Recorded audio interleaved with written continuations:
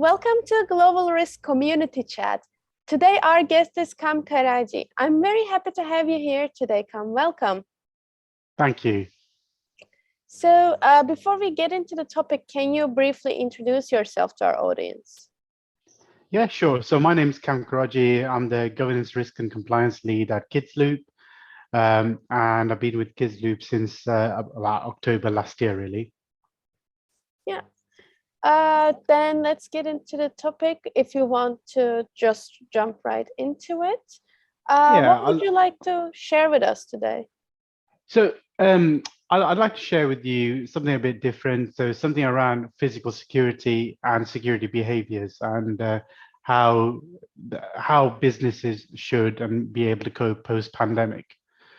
Yeah. And I suppose the way this has come about is my background. So my background's in policing. So I've been a police officer and commander for nearly 12 years. And I've had some interesting posts in the past. You know, I've been a vice president for Barclays and more often here within KidsLoop. So I've changed jobs twice during the pandemic. And one thing I had noticed was when I joined my previous company, I've never met my colleagues in person. I never went to the office at all. It was a job completely remote.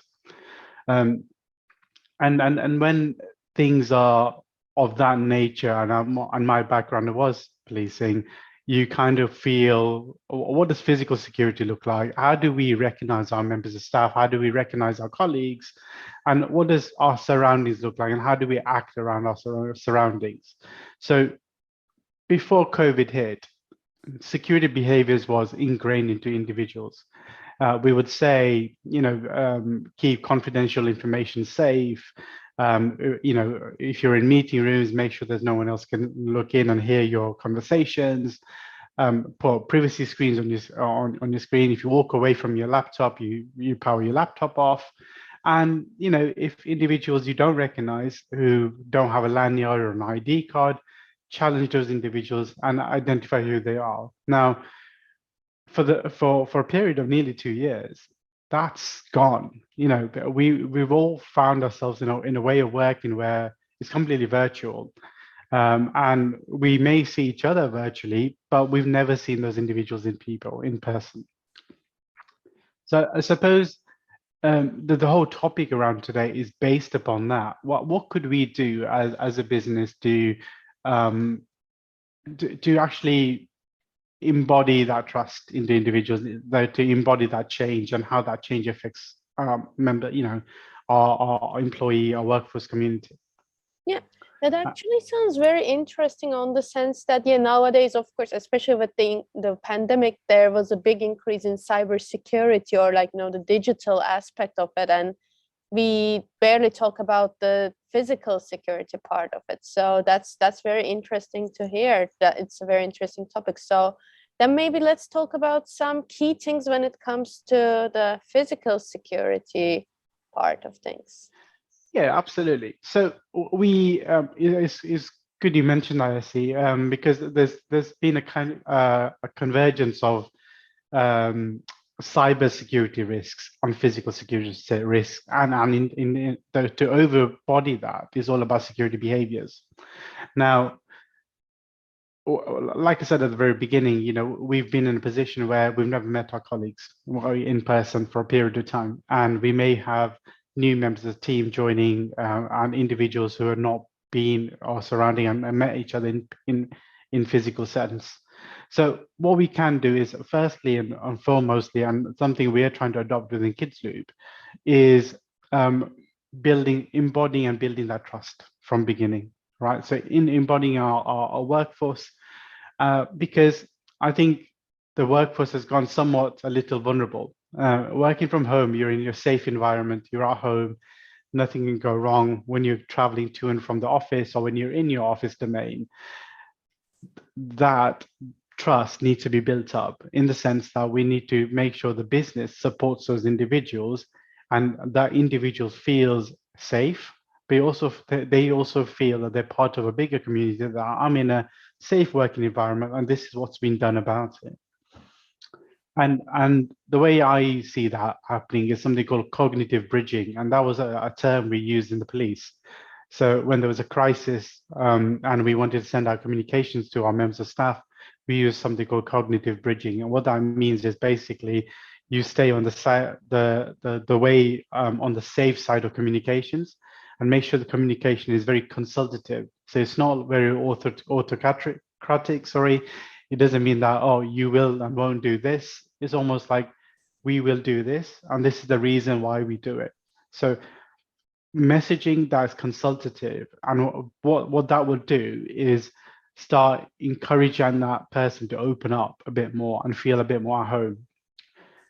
Once we build that communication, that builds, a open, transparent, honest conversation between the business and that individual.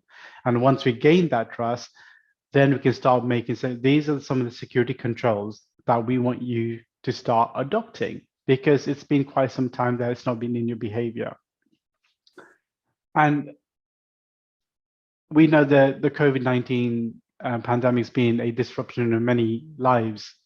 However, we need to conduct a fresh risk assessment of the business.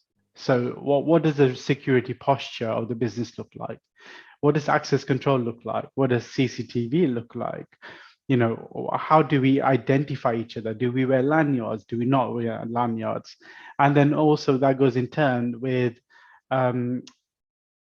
what does our guard force look like? So are there guards in our reception area? Do they know who we are? Do they challenge who we are? Do they know what we do and don't do? So it's almost like building that that fresh risk assessment concept to say, okay, what does our security posture look like now? So one thing we've done is when I joined the business, we did a security risk assessment. When people are coming back into the office environment, we've conducted a security posture assessment to understand, are we ready to go back in the office? And if we are, what are the things and what are the gaps that we should be aware of? Yeah. And part of all of that, yeah. Oh, so part of all of that is all about security awareness and training. So we make sure that the right training methods are coming into place. And we give that consultative message to them. So within KidsLoop, we've looked at counterterrorism training. We've given constant communication on any kind of disruptions are in and around them, and communications about their behaviors when they're coming in and out of the office. What should they be aware of, and how should they interact with their colleagues and their working environment? Yeah. So I hear a lot about, like, first of all, them building trust, and second of all, just doing these risk and security assessments to see the situation, the status quo of the moment. So with that being said, since we are running out of time, I want to ask one last question, and that is, if you could share one takeaway point for our audience so that they can, take it away and start implementing, or at least thinking about, what would that be? What should they start with? What should they focus on, essentially? The key takeaway, I would say, is what I touched upon then. It's security awareness and campaigns, but campaigns and awareness messages that are consultative, that are friendly, that are something that we can buy in, and they buy into our trust and embody what that trust looks like. The minute we do that, we win hearts and minds. And all about security is all about that. We win hearts and minds, and we guide people through a process instead of telling them this is not what you should be doing and this is a malicious or a bad thing to do. And what that does is, whilst we build up that trust, it reduces the insider risk platform as well within the business, and we look at a better equal keel to all our members of staff. Yeah. That sounds like also a very great point to end it, I think. So with that being said, yeah, thank you so much for joining us today, sharing your expertise and insight. And I think it was a very different outlook to also look at the physical security end of things as well, because I think especially with pandemic, that has been kind of forgotten along the way. And yeah, thank you so much for joining us today. Brilliant. Thank you. Thank you. Have a great day. You too. Bye-bye.